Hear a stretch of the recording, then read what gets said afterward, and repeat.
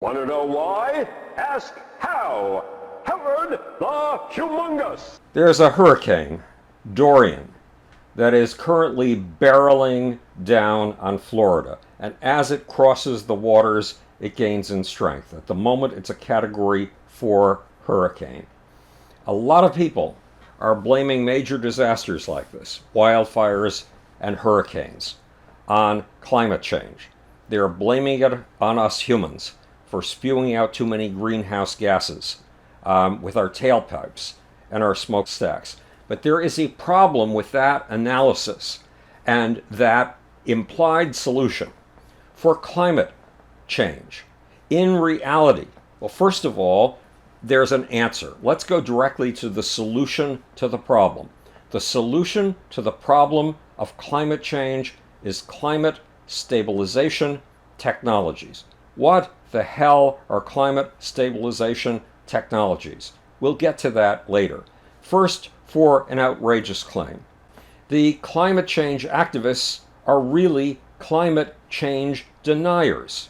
Let me repeat that. The climate change activists, people like Greta Thunberg, are actually climate change deniers. Now, what the hell do I mean? Let me read something I prepared for you off of a little piece of an old-fashioned technology called paper. In the last 120,000 years, there have been 20 global warmings, hothouse conditions, in which the temperature has shot up between 10 and 18 degrees in a mere decade. When global warmings come, they are so powerful that 145 years ago, there were dinosaurs living at the South Pole. As for greenhouse gases 1.4 billion years ago, the carbon dioxide in the atmosphere was between 20 and 200 times what it is today, without automobiles, without smokestacks. Then there are ice ages. There were roughly 80 ice ages from 2.2 billion years ago until 12,000 years ago, when we developed agriculture and we became modern human beings. There have been 60 ice ages just since man began. Then there is the death of species, which we are flagellating ourselves for, and we should. We should not allow other species to die. We do need the diversity.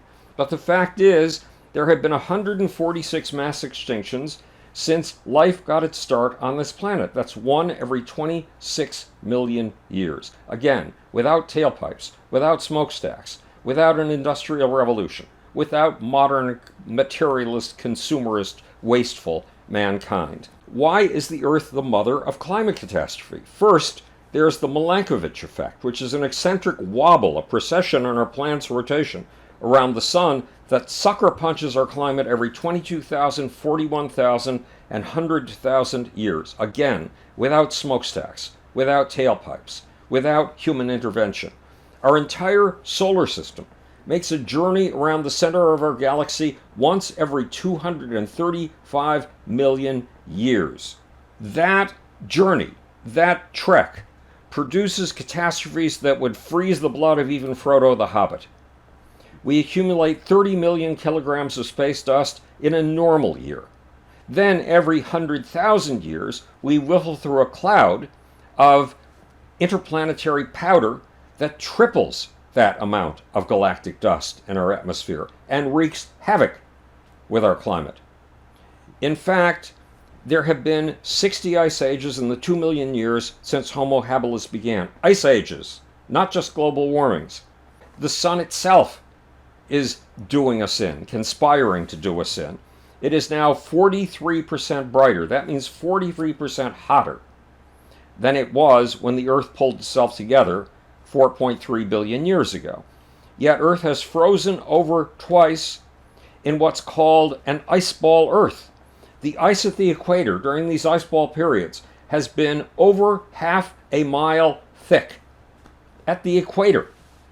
In fact, we have spent the last 420,000 years in an ice age. So we have climate change without smokestacks, without tailpipes, and without fracking. Why? Because this planet that we idolize is the mother of all climate catastrophe, with or without modern capitalist technological humankind.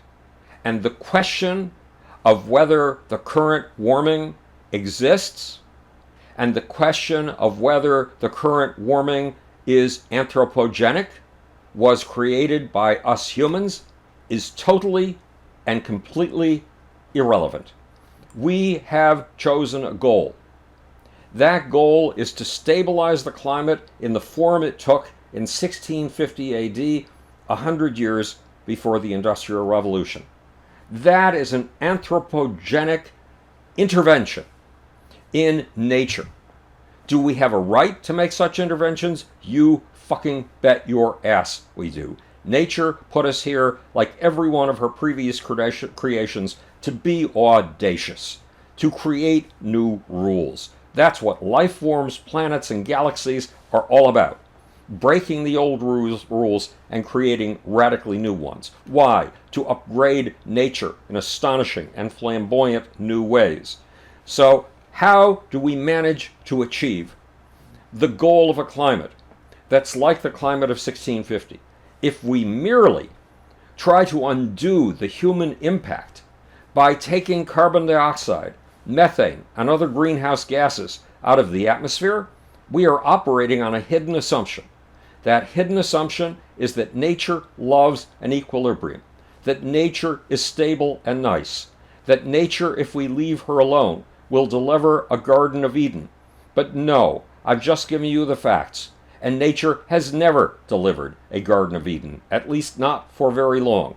Nature bounces the climate up and down in life-wrecking, life-assaulting, mass extinction-producing ways. So when we choose to freeze the climate at what it was in 1650, so that all the species of 1650, be they plants or animals, can survive, that is a choice. That is an act of human will. How in the world do we do such a thing?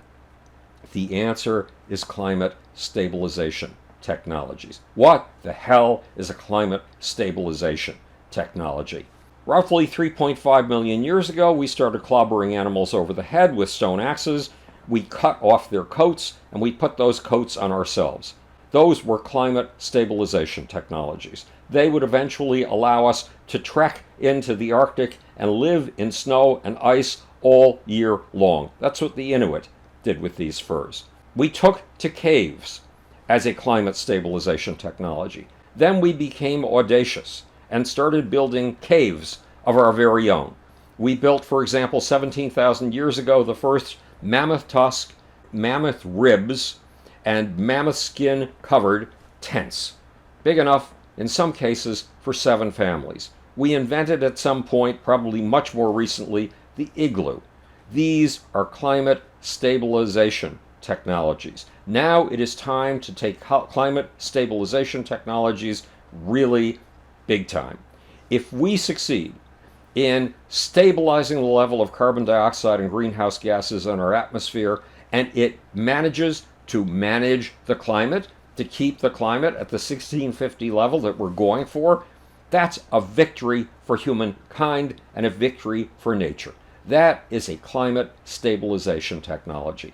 At a conference 4 years ago in Kobe, Japan, a fellow conference presenter was from the European Space Agency.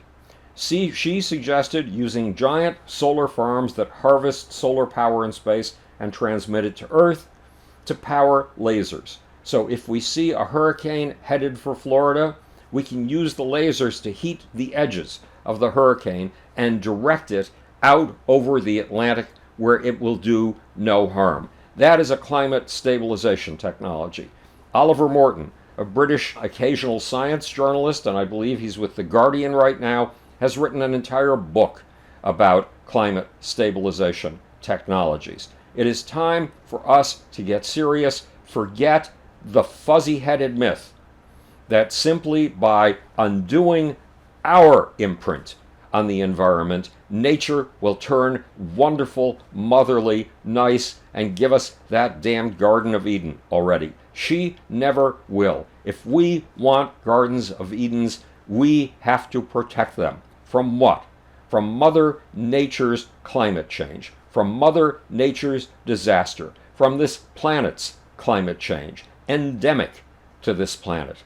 We have to be audacious, and we have to do the next step beyond mere housing, beyond mere central heating, in climate stabilization technologies that will protect all of the species of this Earth. This is Howard the Humongous speaking to you from the future. It's your job and my job to make. Or, want to know why? Ask how. And now for that sleazy, slimy, seditious, silly, sibilant little off button.